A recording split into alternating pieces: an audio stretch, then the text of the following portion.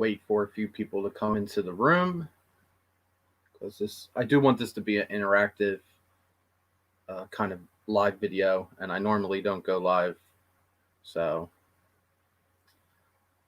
this will try to be interactive. This one, click on this.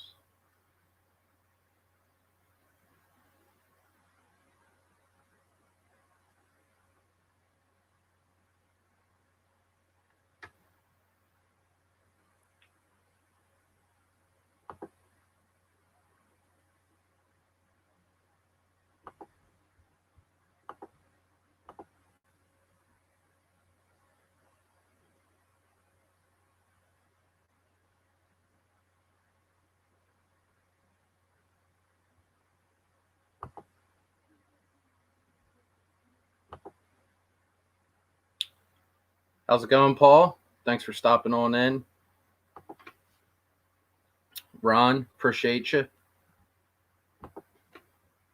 How's it going, Carlos? Okay, so now that a couple of you guys are in here, if you watch my last video, I did my recap from the Philly show. And normally when I do my recap from the Philly show, I always talk about the show, what I saw there this weekend, the overall vibe of the show, and my interactions with dealers or people there. And there was just so much that happened on Friday and Saturday that I didn't want to put it in that video. I thought it would just be better to do a live video and just talk about all the crap, all the insane stupidity, and all the crap that I saw there this weekend. So I was telling Mike O and I was telling B-Rolf 6. There was a good batch of us, good batch of YouTubers, guys from the community that were there. Andrew was there, Enough Said Cards, Brian, B-Rolf, Mike O, Ty. So there was a good batch of us there, and I felt bad for Brian and Andrew because they bumped into me on Friday after I just had like a good tussle with one of these younger dealers who I've never seen before at the Philly show. Never seen him before, ever. That was one of the things about the Philly show I noticed, particularly there this weekend. There was a lot less local dealers at the show. I know Mike mentioned that in his video, and we were talking about that as well. For whatever reason, there was dealers who normally set up at that show. A lot of them were missing, and it was more of like, I guess, the national guys, more of like the bigger names, I guess, more of the guys who do more of the bigger shows. So that was kind of an interesting dynamic. And like one of these, I couldn't believe what this one dealer told me. And I talked to a lot of the dealers during the course of the show just to gauge their thoughts on the hobby and how they were doing, doing at the show and doing overall in the hobby. But this one kid tells me, and he had a whole showcase filled of Fernando Tatis and Ronald Acuna cards. And I was not directly talking to him. I was looking at his showcase, and he proceeds to just get into this conversation with this other guy who had a Pelican case. And there were so many people there that had Pelican cases that were selling stuff. It was really ridiculous. I'll get into that a little later, but the amount of people selling at the show was really, really nuts. But anyway, this one dealer, and he was wearing all Supreme gear, Supreme shirts, and Supreme hats. So just to give some context to this. And he proceeds to say that Fernando Tatis and Ronald Acuna are the best players to ever play baseball. Best ever. They're the two best players of all time. I thought he was like being tongue-in-cheek and being like maybe hyperbolic, but he was dead serious. Like after a couple seconds of me processing this information, I'm like, maybe he's just joking. Maybe he's just, trying to make a sale. But then the guy that he was talking to who also was rocking some Supreme gear, agreed with him that Fernando Tatis, who hasn't even played 162 games, is one of the best players of all time. So that was really interesting to to process that type of information. And then he took it one step further. He just started ripping, just absolutely ripping into guys like Bo Bichette, Juan Soto. Juan Soto in particular. This guy had a axe to grind with Juan Soto, just trash talking Juan Soto hardcore. And you guys know I'm a big Juan Soto fan. I love Juan Soto. It's the guy that saved baseball. I mean, defeated the Houston Astros in the World Series a couple years ago when they were banging the trash can. So I just couldn't believe it. I didn't say anything, which is very unlikely because I'm always very opinionated and sometimes I'm confrontational with that type of stuff. But I didn't say anything. I was just stunned in silence. So then, right after that, I bumped into Mike O, and then I bumped into B-Rolf, and I bumped into Andrew, and I really vented hard at Brian, just going off on what I saw. I just couldn't believe it. And the first thing Brian said to me was, well, what was this showcase filled with? And it was filled with all Tatis and Acuna cards. So hyping up something that you're buying into. But it gets to this point where I'm like, okay, this guy might be an anomaly. He might be an outlier. Not everyone thinks like these two guys. But it begs the question, and I've said this so many times on my channel. I've said this so many freaking times on my channel with people coming into the hobby or overall. Are they watching the games? Are they fucking watching the games? If you're buying WNBA cards, are you watching the games? Or if you're buying if you're buying basketball, are you watching the games? If you're buying football, are you watching the games? If you're especially modern and ultra modern, and I feel like some of these guys do not watch any of the games. And I brought this point up with Juan Soto in the Juan Soto video I did like a couple months ago. His stuff was cheap, and then all of a sudden you just saw a huge spike in his cards when nothing changed on his on-field performance or accolades. So it's just like, are the majority of these people watching the games? And it looks like most of them are not. Most of them are not watching the games. It's really frustrating as someone who, I'm a huge baseball fan. I'm a baseball nut. I pretty much watch baseball, or I watch highlights every day. I'm checking box scores every day because I'm involved with fantasy baseball. So I see what these guys are doing. And it's just stupid. Another point, the Pelican cases. I don't have no problem with people trying to sell stuff at card shows. In fact, some dealers love it when you sell stuff at shows. A couple dealers have huge signs that say buy in, trade in, like they're trying to get new inventory or maybe get a card that they normally wouldn't see. But the amount of people selling at the Philly show was at an all-time high. I've never seen that number of people selling stuff at the show. It was insane. I would say for every 100 people that were there at the Philly show, I would say probably 40 out of every 100 had a Pelican case. That's just insane. Like, that's crazy to me. There was whole showcases where I could not see. And if I can't see as just a passerby, I'm sure like the other passerby can't see it either, because the Pelican cases just take up the entire space of the showcase, and it just monopolizes all the dealer's time because he's got to go through a whole Pelican case of cards, and he's going through all these cards.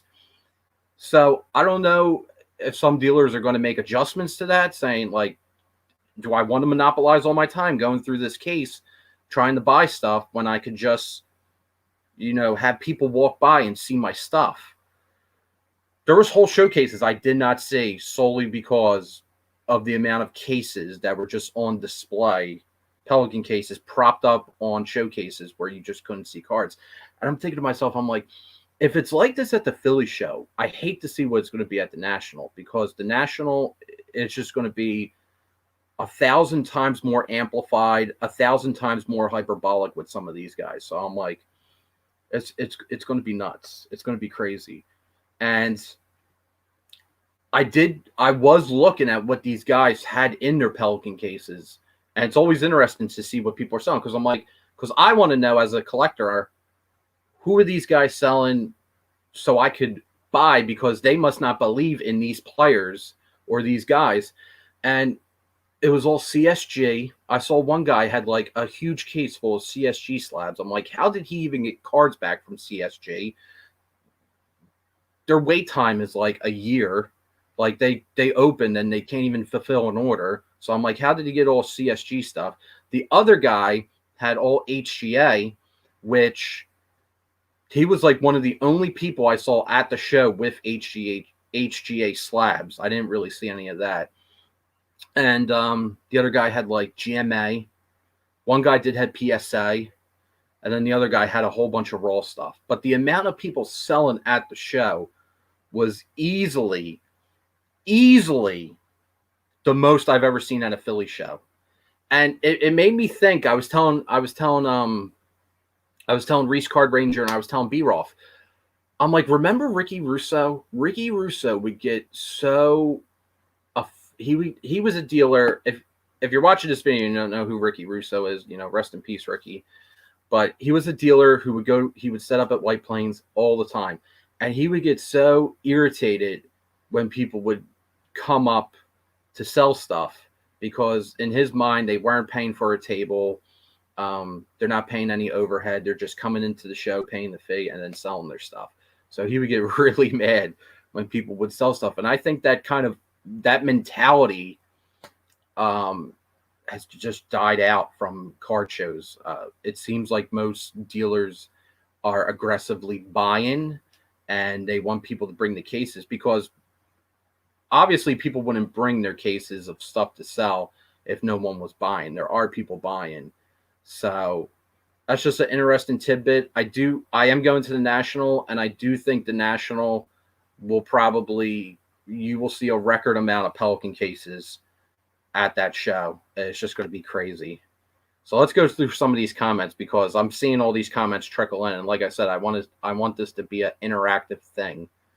So let me try to go all the way back to where the first comments were. I mean, it looks like we got a lot here.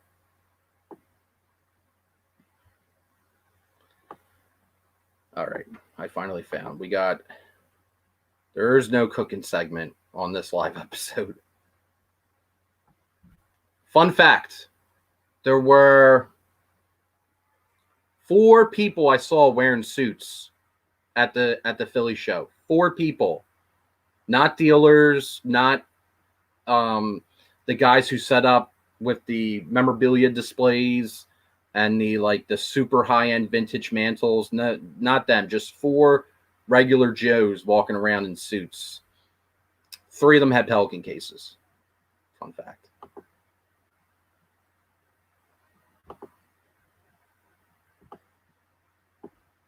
They're making me rethink wearing a suit to the National, because I wanted to do it as a joke, and I'm like, you know what? People might seriously be doing this. Oh, without a doubt, Carlos.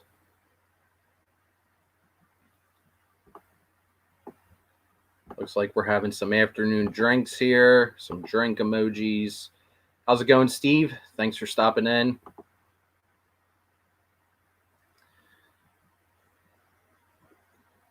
One of the more funnier interactions that I saw over the weekend, I think it was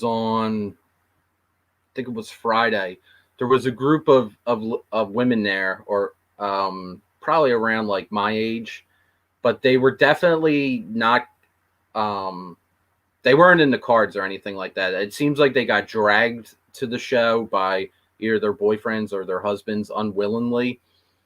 And this lady said something that I just thought was so hilarious. We were by like the Steel City table and by where all the retail guys were at, selling like retail blasters and selling hobby boxes.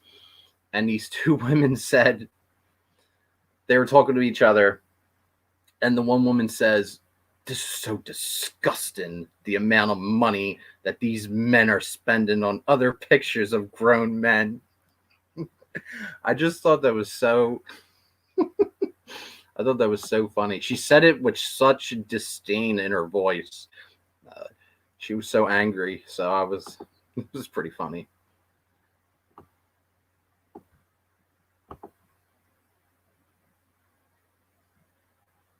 Hanging out with the little people.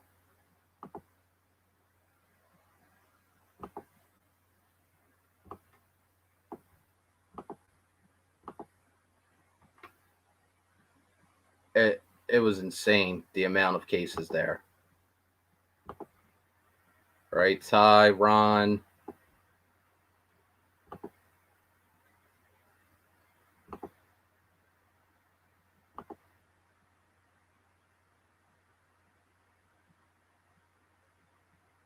It's not a bad idea.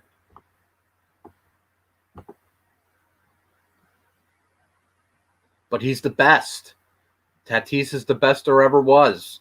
I don't care that he didn't play 162 games. According to my boy Captain Supreme, he's the best ever. I agree, Steve. I love Juan Soto. He already has a batting title. He already has a World Series. I love his approach. I mean, you guys know how much I like Juan Soto, but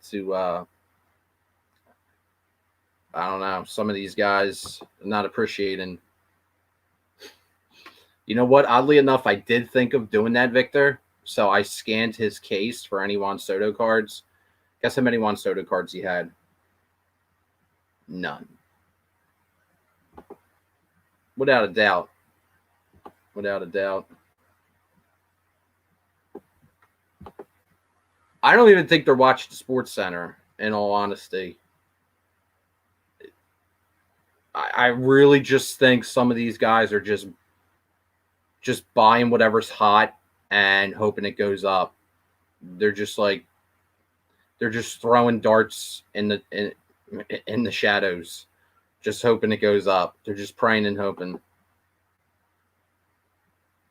Hey, how's it going, Yannick? Jose Abreu is very good. He's a solid player. I do know the answer to this question.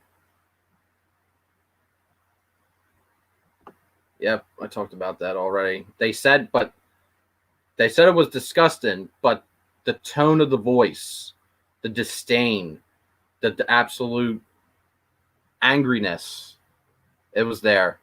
I'm sure whoever brought them there, they're going to get a verbal lashing.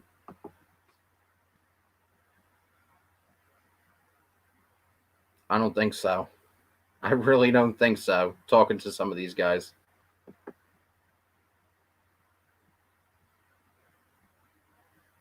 It's really it's bad.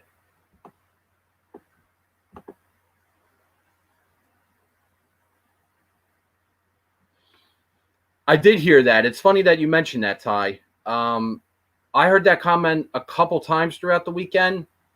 I also heard the comment of, I don't do baseball because baseball's weird, the market's weird, the cards are weird, and the collectors are weird. I heard like two people say that, and both of them were not dealers though. Both of them were people looking at showcases. So that to me was an interesting comment. Baseball, you have to prove yourself for your value to really be there, unless you're like a uber hyped prospect.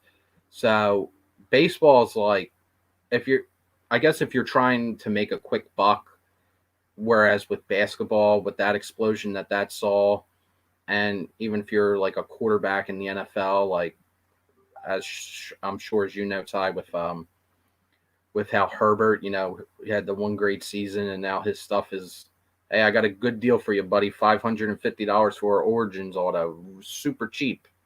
So normally with baseball, I guess you don't. It takes time to progress.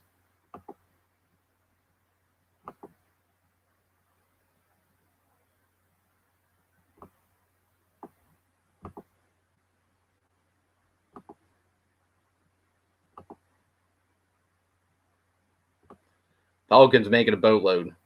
They're making a boatload from what I saw.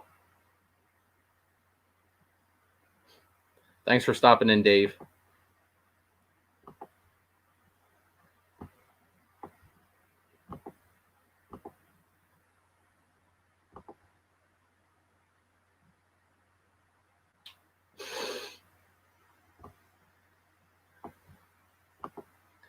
Zigzag Collector. The Pelican Case boys need a beatdown. I don't know if I would go that far, Mr. Zigzag Collector.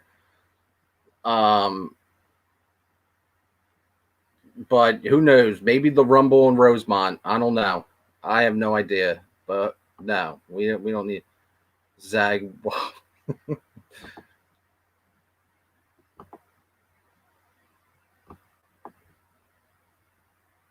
Oh my God, you guys are like rocking in comments so quickly. I'm gonna have to stop looking at comments because it's just getting too crazy here.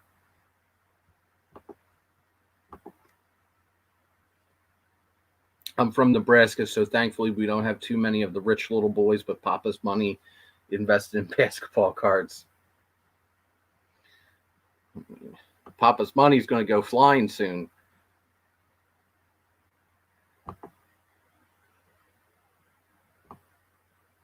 Aren't we all, Dustin and Blake? Aren't we all? You better not, Ron Fig.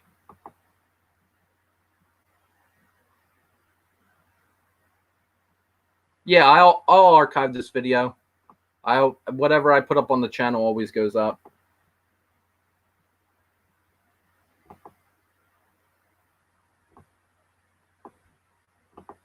My boy Filmington came in, the proprietor of the best flipping card show up there in wherever the hell he's from, up in the Boston area. I got to go to that show. I asked Phil a couple times, is it a Supreme free location? He assured me that it is, even though it's unholy land up there.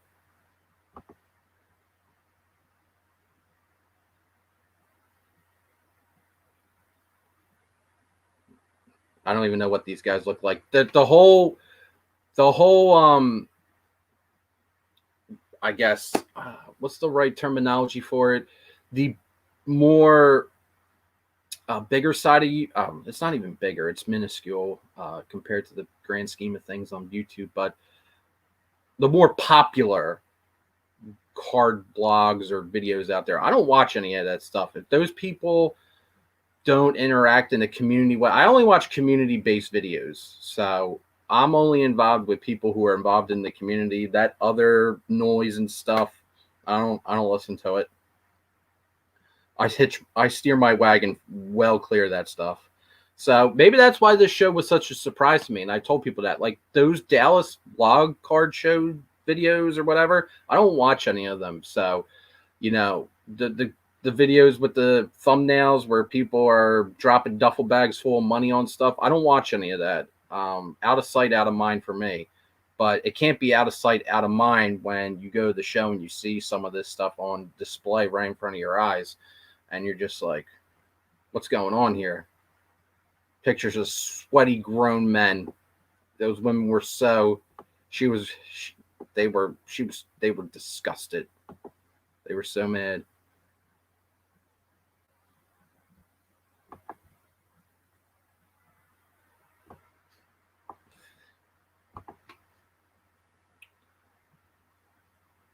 Oh, without it. By the way, you bring up a nice little point. I didn't even talk about it going through all these comments. This was another thing I wanted to bring back, the pricing at the Philly show. The prices, this is not going to come as a surprise to anyone, but the prices were up. Things were very expensive. Very few value boxes, did not see many of them, which I think some people might be surprised about. I wasn't too particularly surprised about it. I've been thinking that, the value box might be shuffling away. there was dealers there with them, but overall the Philly show as a whole in years past has had a really, really solid selection of value boxes and dealers who sell value box stuff. And I noticed a couple of those dealers were not at the show for whatever reason. The dealer that I normally buy the value box stuff from, he was there, which is what the majority of the money I spent at the show was. But I did notice a lot of prices were pretty high, and I think that's kind of where we're at now. At card shows, things are going to be a little more expensive. There are going to be value boxes, but there's not going to be as abundant of them as normal. And also, you really got to know if you're a buyer, you really, really got to know your pricing and you got to know your recent comps. There was a card that I actually sent to Filmington. It was a Kyle Tucker Sapphire. It was one of the color Sapphire cards. It was in a PSA 10. Filmington is a heavy investor in Kyle Tucker. He has, most of the market acquisition in his basement speakeasy. And I sent him a picture. I said, send the PayPal. I will get this card for you. And he wanted to know how much the card was. And the dealer told me $1,000. So I was just like, that seems pretty hefty for Kyle Tucker. I mean, Kyle Tucker, he's not doing too great this year. So I sent Phil the price. And sure enough, Phil, within like 30 seconds to a minute, sends back a picture of the last one that sold at a buy it now, not an auction, at a bin for $650. So I'm like, okay, that's a $450 price difference on this card. Like, that's a lot of money. That's more money than I spent at the show in 2 days. So I'm like, people really got to know their shit, because if you don't, you're going to get sent to a slaughterhouse. You're going to get a one-way ticket and you're going to get slaughtered like a sheep. And Filmington ain't no sheep. He knows his shit. So he'll be fine.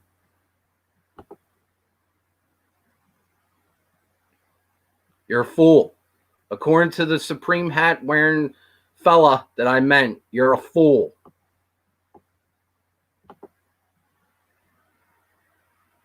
Hey, Kevin, thanks for stopping in. The show was packed. It was busy. It was busier than when the Eagles won the Super Bowl and they had everyone from the team there signing autographs, which is crazy to me to think of because that was pre-pandemic, obviously, and that was with card people and autograph people there. So you had card people, autograph people. It was more busier than that show. Traffic was a nightmare to get there, especially on Friday. For whatever reason, traffic was just insane. Was really busy Friday, which is not normally the case. Friday's usually a little bit slower. Usually Saturday is always the busy day. Saturday in the morning was jammed packed. Ty told me he couldn't even get down the aisle. It was just like wall-to-wall people walking down like this. And Saturday midday was pretty damn busy. It kind of but it thinned out. Both days on Friday and Saturday, the 2 days I went, they thinned out a lot by 3:30, 4 o'clock. There was a lot less people. So people get there. The trend seemed to be people get there very early. They make their purchases or sell their shit, and then they get out. So that's kind of that was kind of the trend I noticed for the 2 days. That taken out of context, I have no idea what you're talking about, but that's pretty.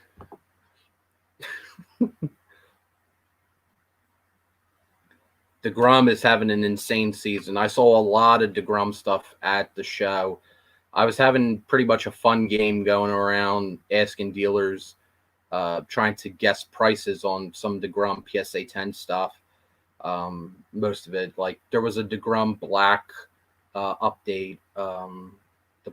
I think the Blacks are numbered out of 60, and I think the guy wanted. It was in a PSA 8. It was either in a PSA 8 or 9, and the dealer wanted 750. So his stuff was on the up and up. I did not see his Chrome update there though. That was the card I was looking for. just to see how much that was going for, since I have one in the collection, just to see how much that was riding for. How's it going, Don?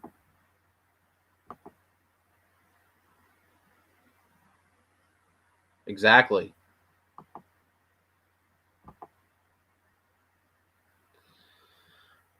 Ty bought a Justin Herbert card. Ty posted a couple recaps if you guys want to check it out. They're cool videos. He almost got hit in the parking lot. He was in his car, a parked car, and he almost got hit. So that should kind of tell you the atmosphere at the show. But that was another interaction. I think some dealers think the majority of the people walking around have duffel bags full of money or are higher end rollers. Ty went up to a dealer trying to get a Justin Herbert autograph. He said, "Give me your cheapest Herbert autograph. I want the cheapest one you got." And he settled on one for, I think he paid 150, or yeah, I'm pretty sure he paid 150. He'll put in the comments, I guess, what he paid for it. But he makes the deal. He's exchanging the money, and the guy's like, "I have another super cheap Herbert autograph out of Origins." And Ty's like, "Oh man, that's a really nice card." I'm like, "Damn, that's a nice looking card." And Ty's like, "Well, how much? How much for this Herbert, since it's really, really super cheap?" And he's like, "Just because I like you, buddy, I'll give it to you for $550." So I just laughed out loud. I thought that was hilarious. Now, that might be cheap for Justin Herbert. I don't know. I don't know Herbert's market. I don't know what his cards are selling for. But 550 super cheap now. Dude, I don't think aside from the National, I've probably never spent 550 at a Philly area or Philly area mall show ever. The most I've ever spent at a card show was the National back in 2019 and like 2018, 2016. I mean, that's the only time I go haywire. And even then, I'm not spending all that money. Take it off, JT. Take that Supreme hat off.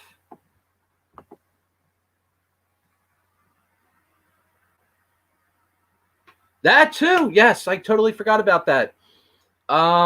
Etiquette. There was such bad etiquette. And again, I'm going to have to rewatch this because we've been live for 32 minutes. I don't want it to sound like I'm trying to be really negative, or I'm trying to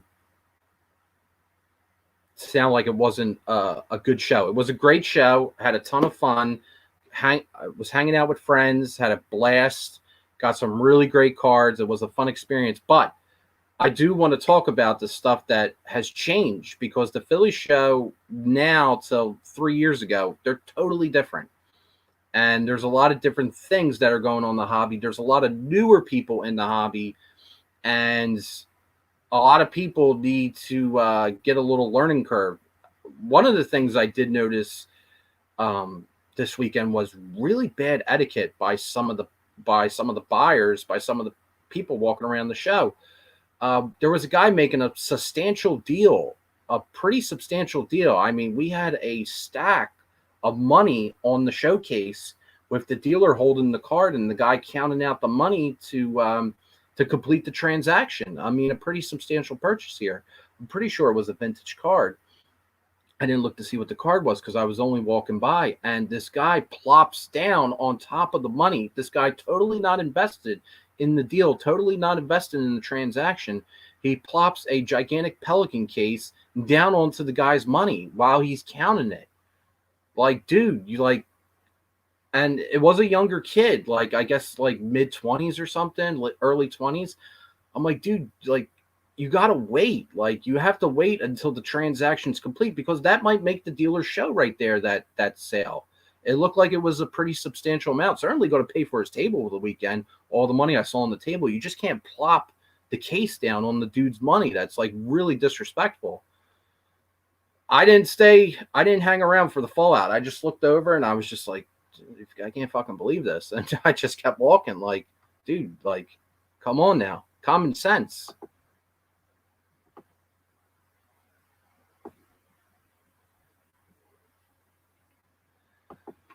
I didn't see no Game of Thrones cards, Victor, which was a little disappointing because in years past there's always been a couple of sellers that had Game of Thrones stuff, but none there this time, which tells me people are not invested in Game of Thrones cards.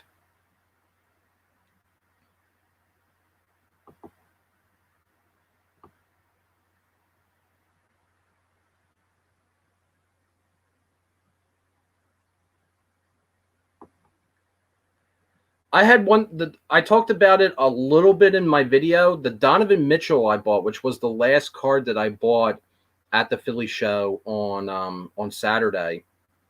I was talking to that dealer. Now that dealer was local, and I've seen him a bunch of times before. He always has really good prices on a lot of his stuff. And he had 6 PSA 9 Donovan Mitchells, the yellow red Donruss Optic, and I bought one for $75. He told me he had 6 of them. He sold 5 of them for $90, and he lowered that one to $80. The sticker price was $80.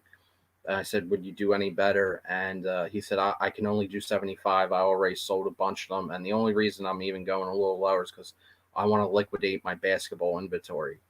So I thought that was an interesting comment. So I was like, "Well, why do you want to liquidate your basketball inventory?" And he was telling me basketball's cratering, all the prices are jacked up. There's going to be a big crash coming to basketball. And someone overheard him and was like, "Well, is that because you think the off season's coming up?" And he's like, "Well, yeah, the off season, but also a lot of these prices are unrealistic." And I think a lot of people who bought into the hobby in January, February, and March are going to leave the hobby because they got burned. So he's like, "I just want to get rid of everything basketball." So I thought that was a really interesting comment. Now, this guy normally sells all sports. He sells all 4 major sports, local dealer. So I just thought that was an interesting comment that he thought that. And obviously he's a dealer. He's setting up at shows. He's interacted with tons of people. So, and he knows prices. So I thought that was an interesting perspective. Just one man's opinion, obviously, but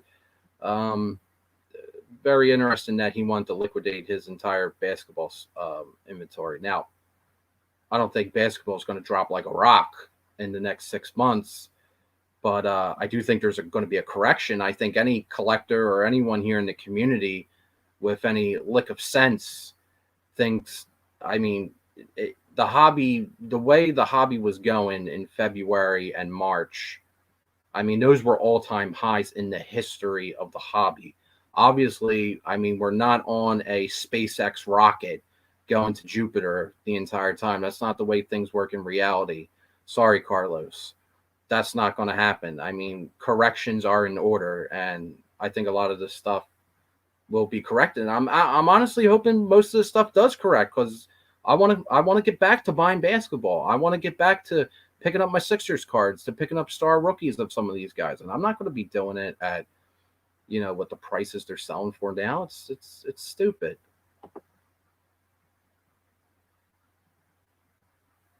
Yeah, that's what I was just. Yeah, that's exactly a good time in there, Steve.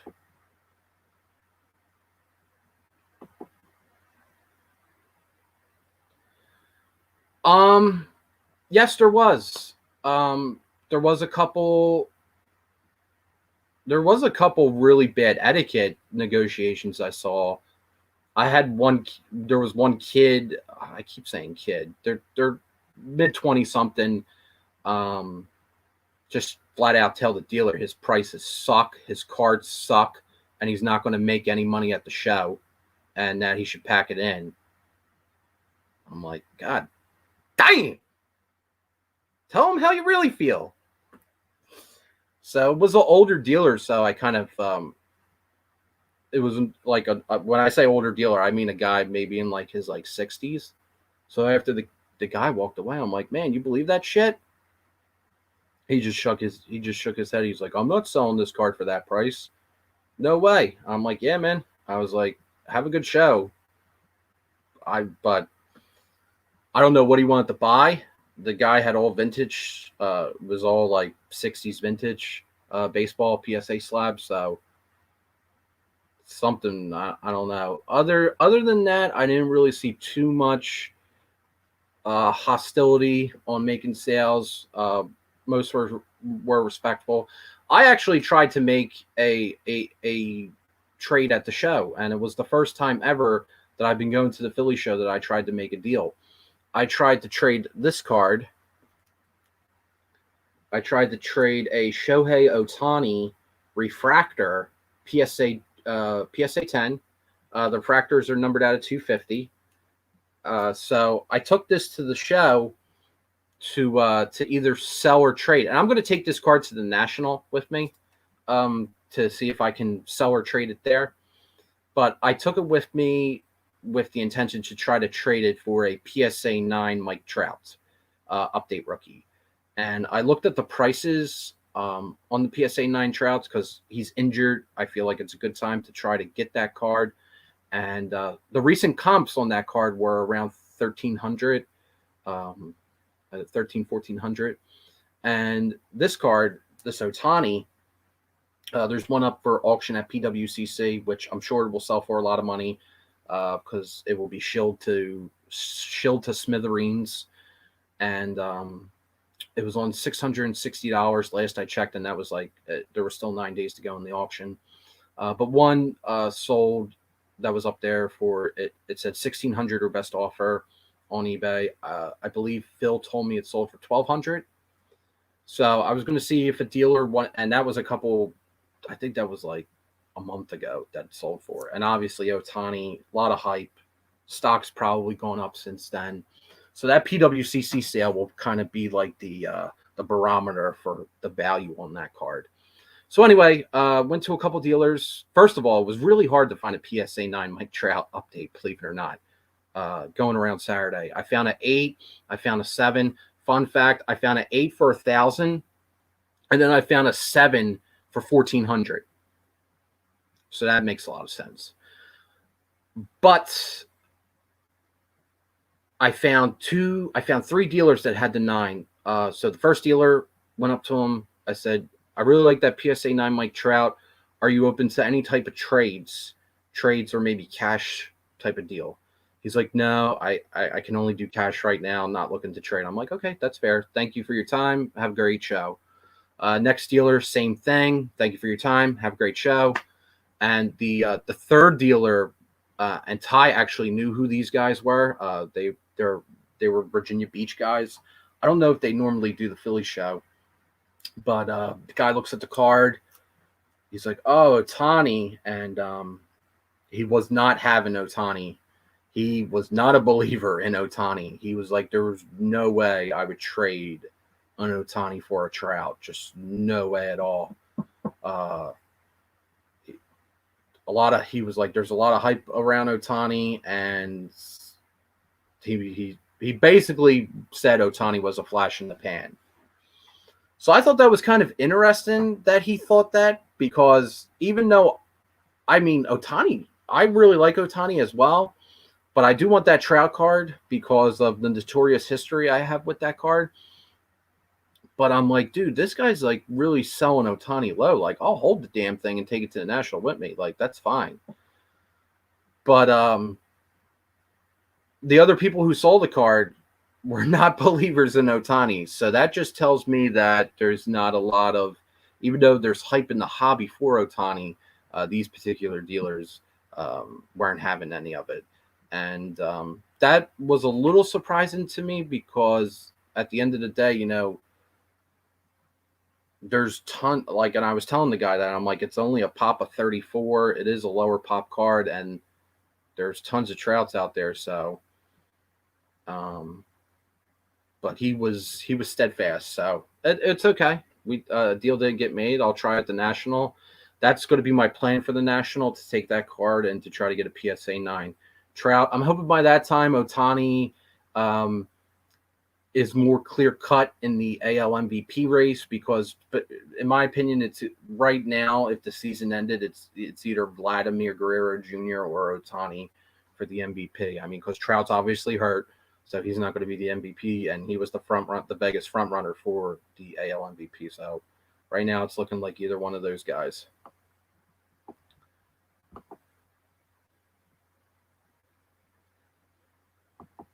DeGrom's been amazing. There will definitely be value boxes at the National, but I don't think in years past it will be as many as we normally have. I mean, in 2019 there was an insane, like Raiders of the Lost Ark at the end of the movie, insane amount of value boxes where it's just a sea of value boxes, and you could spend the whole weekend going through those boxes and you would still not finish it. I think this year there will be a good amount, but it won't be like in previous years. That's just my predict. That's just what I think will happen.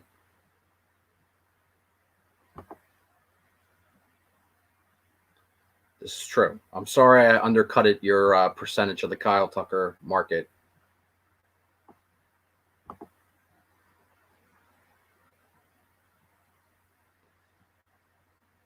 It, I don't know if I would do that. I don't feel confident enough to pull that look off. How many fights are we expected to go down at the National? I don't know. There was some people though that were saying it was going to be the Rumble in Rosemont. Now, the Rumble in Rosemont, like the implication being that something was going to happen. Also, will there be a bonfire at the YouTube or meetup? I don't know. Like, are we allowed to have? I think the bar that Filmington picked last time, there was a fireplace there. So do with that what you will. Saturday morning at the Philly show was like Bourbon Street at Mardi Gras. You had to go with the crowd was going, go with the flow, literally. You were telling me that earlier. Like, that is wild. Yes. Being from Philly, very spoiled with the card shows. I have another show this weekend, the Neshaminy Card Show, which I will be going to on Saturday. Won't be able to get there Friday or Sunday, so we'll be there Saturday. Might go, I think, is going Friday. So obviously all the good stuff will be gone. But that's one of my favorite shows to go to. Probably my favorite card show to go to. I've just gotten so many good cards there over the years, and have I just love the dealers that sit up at that show. According to some dealers, 550 is pocket change. It is. And when Ty said no to this guy, he couldn't believe it. It was like Ty took a invisible dagger and gutted the guy. He could not believe that he was turning down this deal. He just looked at him like he was a madman. He was just like, you're not going to pay $550 for this card. And again, I don't know what the comps were. Maybe it was an incredible deal. But like I told one dealer at the show, would love to have that card in the collection, but does the ATM upstairs have that much money in it enough to cover the card? Does it? How much are in those ATMs?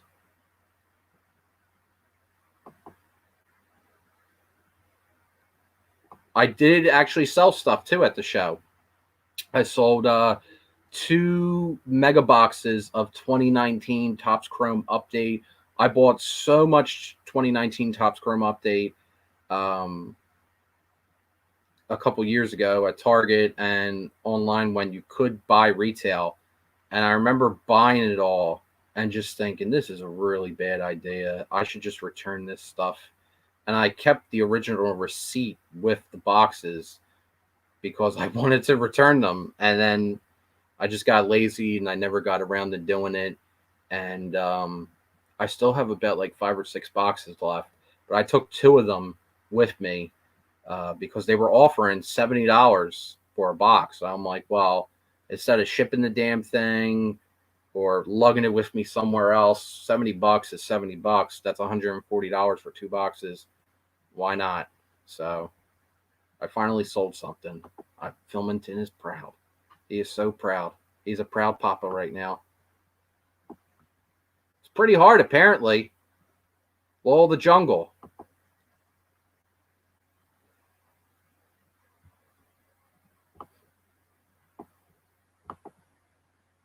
Thanks, Mark. That was one of my favorite cards that I picked up at the show, and I thought for $20, I didn't even haggle with the guy. I just gave him his $20. I thought that was a really solid price for that card. Really miss Upper Deck doing baseball. They did such a great job with it for so many years. I only have the PSA 10 base, and I have the PSA 9 gold, and then I have the Chrome update in a 10. And I only bought those cards because when I was doing the hunting videos for the Mookie Betts, it was impossible to pull DeGrom. For whatever reason, all the packs I opened, I never pulled one DeGrom card. And I just thought it was very bizarre that I opened all these packs of cards and I did not get one DeGrom. So I was just like, I'm going out there and I'm just getting a PSA 10. Because by the time I buy all these packs and open all this, and I still haven't gotten a DeGrom, I might as well just buy the damn things already slabbed. So that's why I did that. And I'm looking like a genius doing that.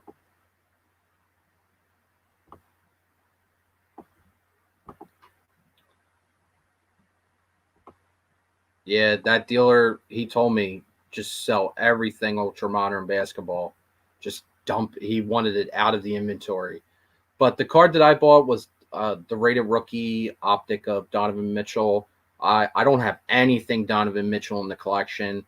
And I think I was telling you, Brian, or it might have been Mike I was telling, like, for PSA 9s or PSA 10s, you know, I'm more inclined to buy them now because if I had the card raw and wanted to get it graded by PSA, I mean, who knows what the new prices are going to be uh, when they reopen economy services, or if they even do some type of lower end rate.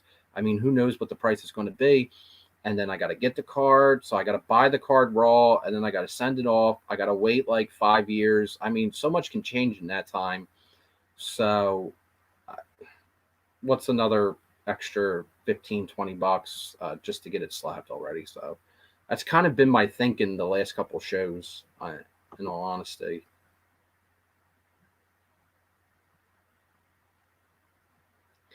He's a great scorer, I'll tell you that. I'm looking forward to seeing how that series shapes up. I think now that it's tied up. How's it going, Joe Spice?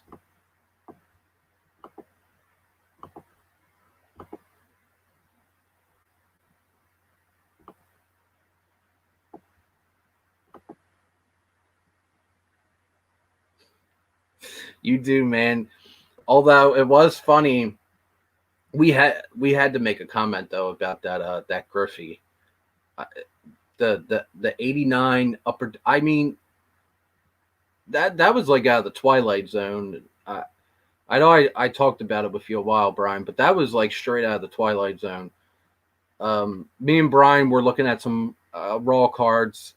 That's like Brian's specialty. He always finds really good deals on raw cards and looks them over. He has a whole process. It's great to see it in person, watching him work.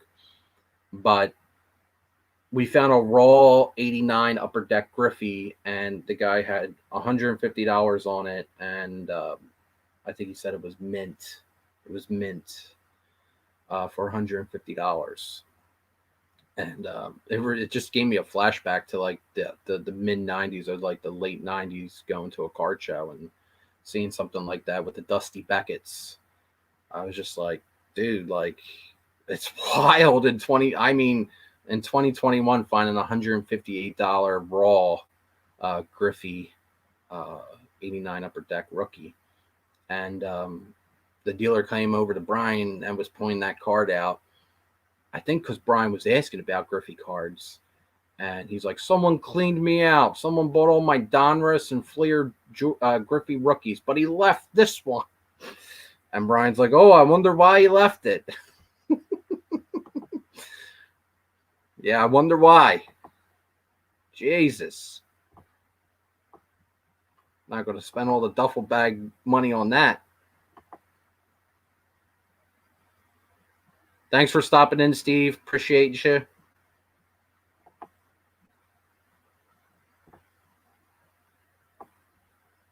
I am glad that you're a believer in Ohtani, Triple Crown. Love you. Will Kingery rookies be available for 10 cents a piece at the Nats? Probably, maybe. I did find a lot of Kingerys in slabbed boxes at the Philly show, but they were like 25, $30. So they still weren't down. Kingery needs to go to another team, period. He needs to get off the Phillies and he needs to go to another team. I'm sure if he goes to another team, he'll have some moderate to decent success. Because that has happened to a bunch of ex-Phillies players recently. I mean, Cole Irvin was pretty much shot in the tank, and now he's on the Oakland A's, and he's doing pretty damn good. Arrieta was like absolute trash for us. He's doing okay with the Cubs. So Kingery needs to change the scenery immediately.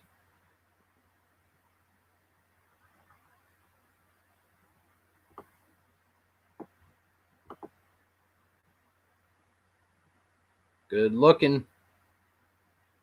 Brian, the dealers were not having that Ohtani card. They did not want no piece of the Ohtani card.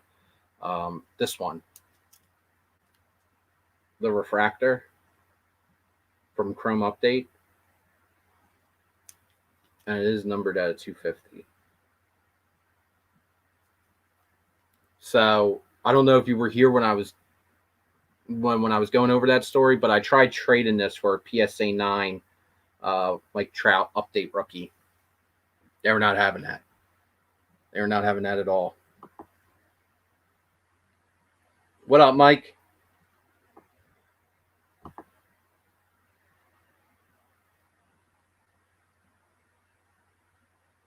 I agree.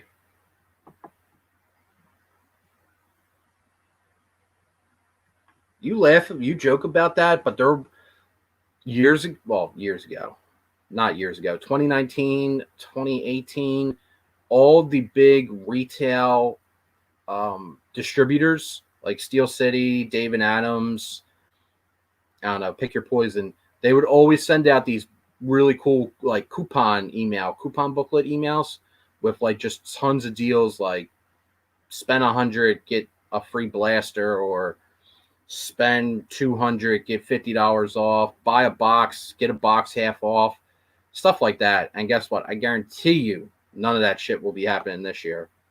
Guarantee that. Put it in the books.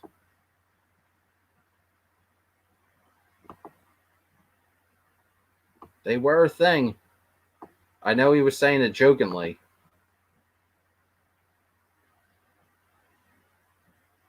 Callie.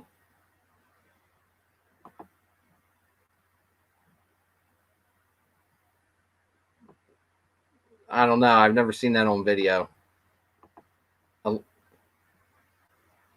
I was not wearing New Balance shoes. I wear like Vans, or I wear like Nikes. No New Balance. Hey Rick, thanks for stopping in. Rosario did not. He was another one. Not everyone pans out. Is Shane Bieber any good without Spider Tack? I think he's good. I'm curious to see how this new rule is going to be implemented. So you better, get rid of the entire Dodgers stash of Spider Tack that's out there, Pepino man. You better dump it in the river or whatever. Put it in the ravine.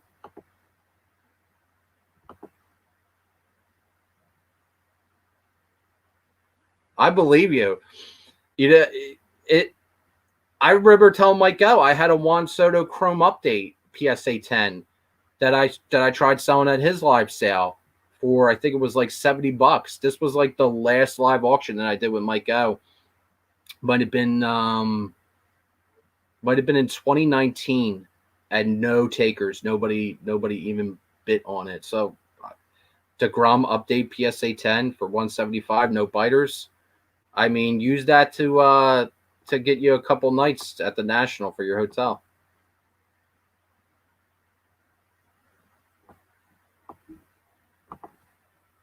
Hey, John, how you doing, man? Thanks for stopping on in. We got a little transaction going on here between B. Roth and Mark from Kentucky. Nice to see.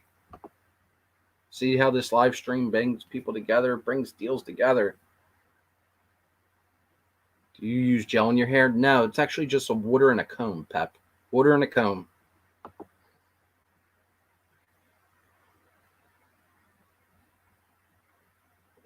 $760 to $1K. That could probably get you the whole weekend at the National. So,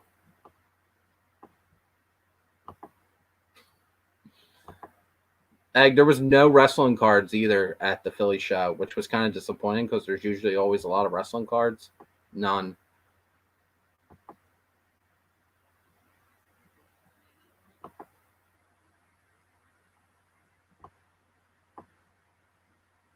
All right.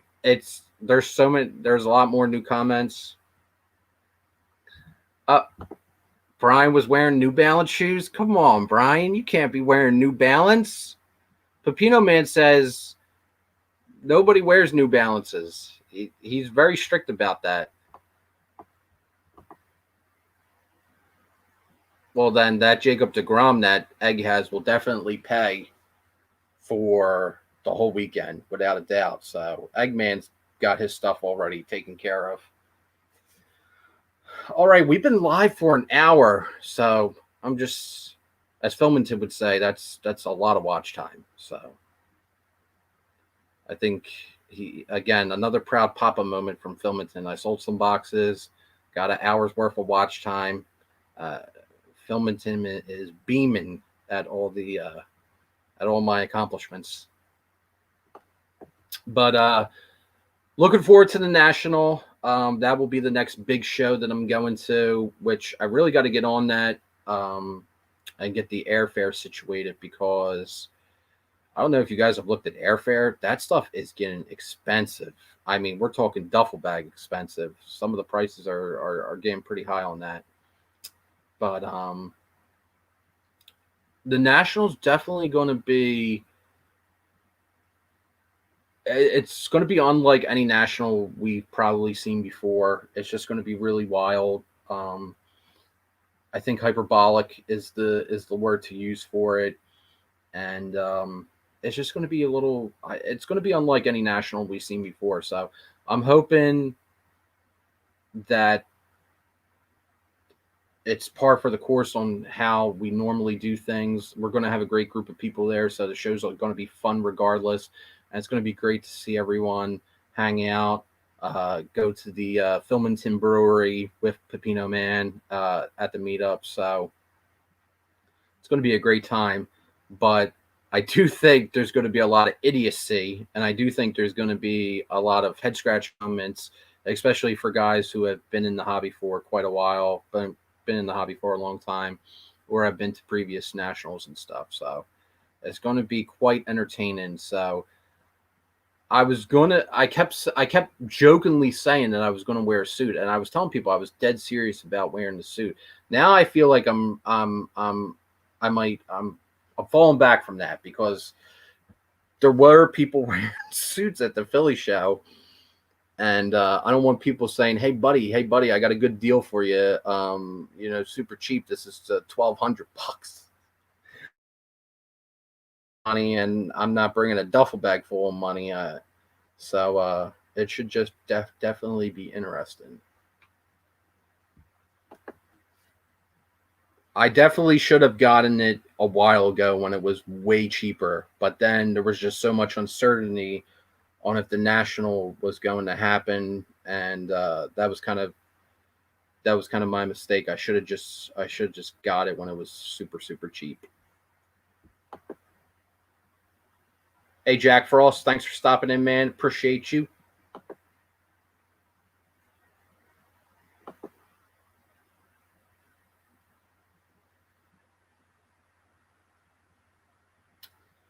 I can't really think of anything else. This has been a pretty cool discussion. I'm curious to see. I know I'm probably leaving a couple things out from the show that happened.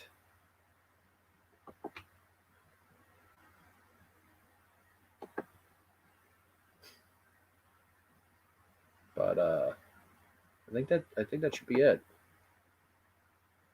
I'm just holding on a couple extra minutes because of the deal that's going down between Brian and Mark. I want to make sure that this transaction has been completed. So let me know when you guys are all good to complete the transaction that you guys are doing or trade that you're going to be making. Famous last words. I wonder if he'll be there. Oh, you know what? Totally forgot. Thank you for reminding me. SGC, PSA, Beckett were all not at the Philly show, which was a little surprising because they're always there every single Philly show. So, I mean, they don't have to be there. Obviously, they're getting mountains of money, and they have like all three companies. Well, no, not SGC, but Beckett and PSA have huge backlogs. So they probably can't spare the manpower to go to the Philly show. But I thought that was pretty interesting that they weren't there. They had no representatives there or anything, and usually they're always there in full force. So Joe Orlando said, "I am not paying for a plane ticket for you guys to fly out to Philadelphia, so I'm not doing that." Tuxedo t-shirts. That's not a bad idea. Joe's not going to show? Why not? Man's made of money. It's too punchable. You know, it'd be amazing. It'd be incredible if JY Sports Card guy confronted Joe Orlando like he did with PWCC last year. Can you imagine JY with Joe Orlando? That would be amazing. That would be must-see TV. That would be something for the legends of the community.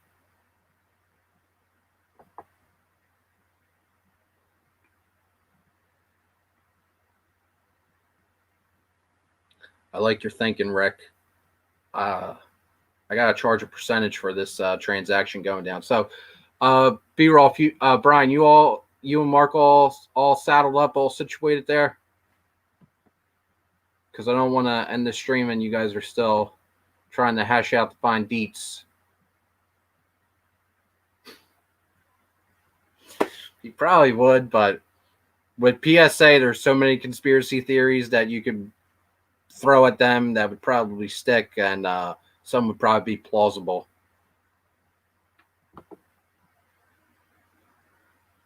Now we're going hard on there on Joe or on Papa Joe.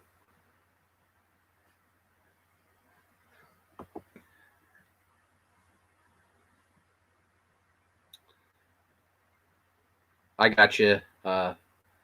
JT. Okay. So that's it, guys. An hour and 8 glorious minutes. Again, I hope this had some redeeming value to it.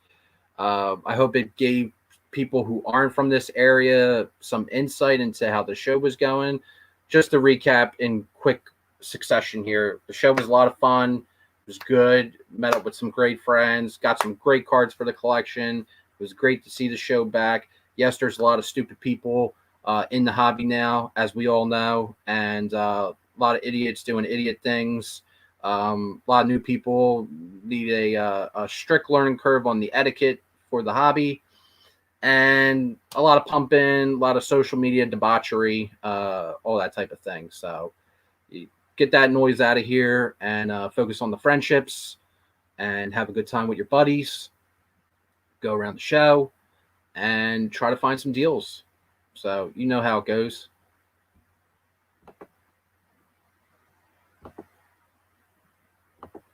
So that is all I got for you guys. Thanks again for stopping on in. Appreciate that watch time. Commercials will be coming soon. And have a great one. Peace. See you in Chicago.